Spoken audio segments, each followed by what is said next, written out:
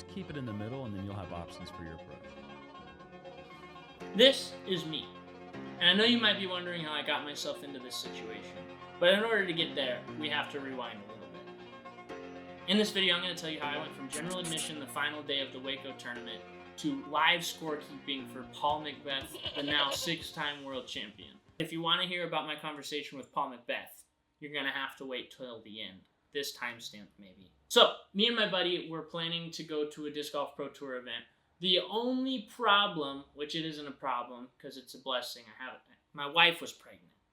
And so she was due mid-April, and I was like, well, that doesn't give us a ton of tournaments to work with. But we decided on Waco. We waited too long to buy our tickets, though, so we got general admission the final day and then VIP the first and second day. Day before the tournament, Noah was planning to fly in. This is Noah. He was planning to fly into Dallas in the morning, and then we were going to go play like 2 courses in Dallas or Waco, and then move on down to Waco to stay. And I get a call from Noah, and he said, hey, my flight got delayed. This is not my ETA. I was like, okay, no worries. And I drove a little bit further. Then he calls me again. He says, hey, my flight got canceled, so I'm not getting until like noon or 1 or 2. So I was like, okay, well, I'll just go find a place to play right now. So I found a course on the way down, just barely into Texas, and there was actually a flex start going on. So I was like, oh, what the heck? I just got a PDGA number. I might as well join it. And I ended up shooting really well for me. And I ended up getting my first win. I think I tied for first with like 5 people in the division. But it's a dub. I got done playing the second course, and then Noah calls me again. He says, okay, it's going to be midnight, but I'm actually going to get it. What happened was he had a connecting flight, and he missed the doors by like 2 minutes, and he was running the whole way through the airport, and they wouldn't open it for him. The plane was still there. They had literally just closed the doors. But it was fine. I played like four rounds of disc golf by myself, 3.5. So I picked Noah up at midnight, and then we drove from Dallas to Waco, which is like an hour. We got in our hotel. So day 1, the conditions for this day were miserable. It was like the worst ever recorded for the Waco tournament. It was raining a ton. It was super cold, and it was really windy. So it was like everybody was just bundled up, but there was no spectators there. But we had already paid for the event, so we were like, we're going. But we got out there early to watch Calvin's card, and then there was a backup on one hole, and we saw Paul Ulibarri, so we were like, hey, do you want to just switch and we can jump on his card? So we started watching Paul Ulibarri. After the round, we got some signatures. I got most of the discraft team to sign my disc. I got Chris Dickerson, Ulibarri, Paul McBeth, Ezra Aderhold, and then somebody else that I can't remember. So we went back that night. Wake up early. Day 2, we wanted to go watch Kevin Jones, Calvin Heimberg, Jeremy Colling, and then this nobody named Aaron Gossage. And we went. It was like the 12th card or something. I don't know. They were way back. And we show up early. We're watching people tee off of hole 1.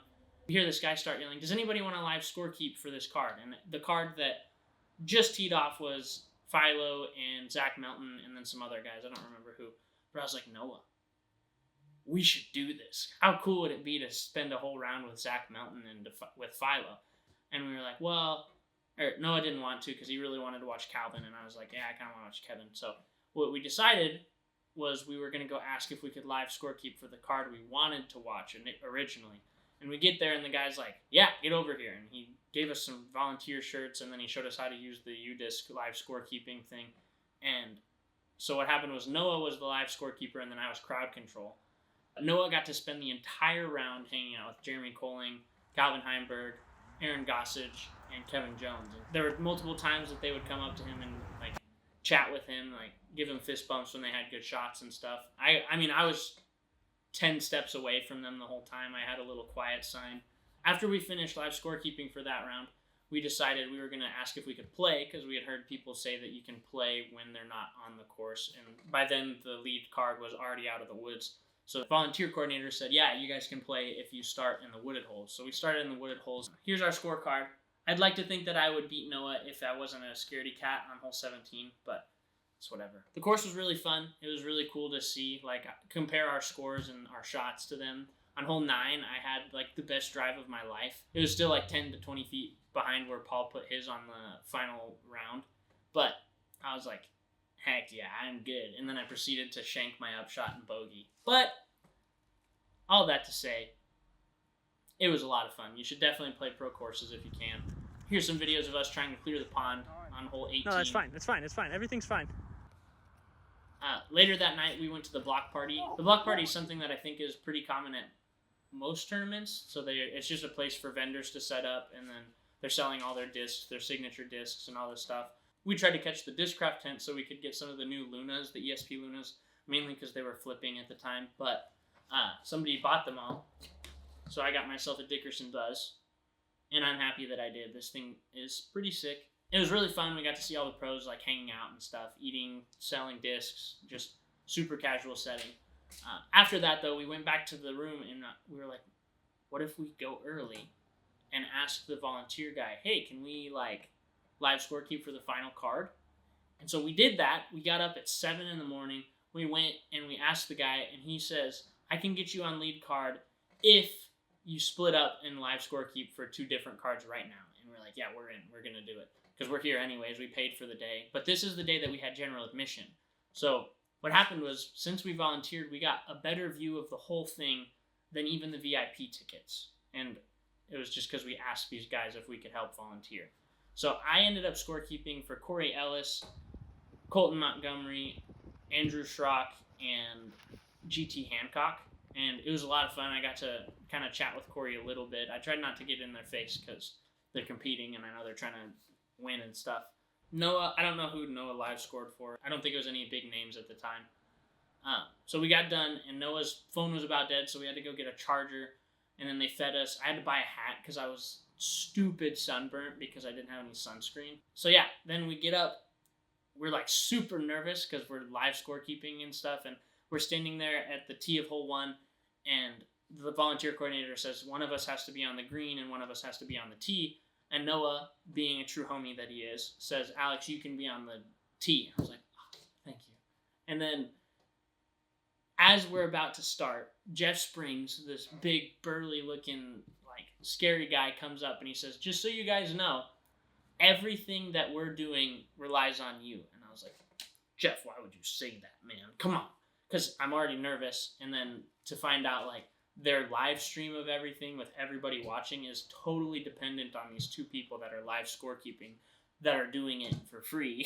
I'm not saying they should be paid, but I was just terrified of it. So it actually wasn't that bad. It was actually easier because I would input something. If like Noah couldn't see who was throwing, I would input who was throwing, and then he would adjust if they were off the fairway, out OB, whatever. It was a lot of fun. It was super easy to do.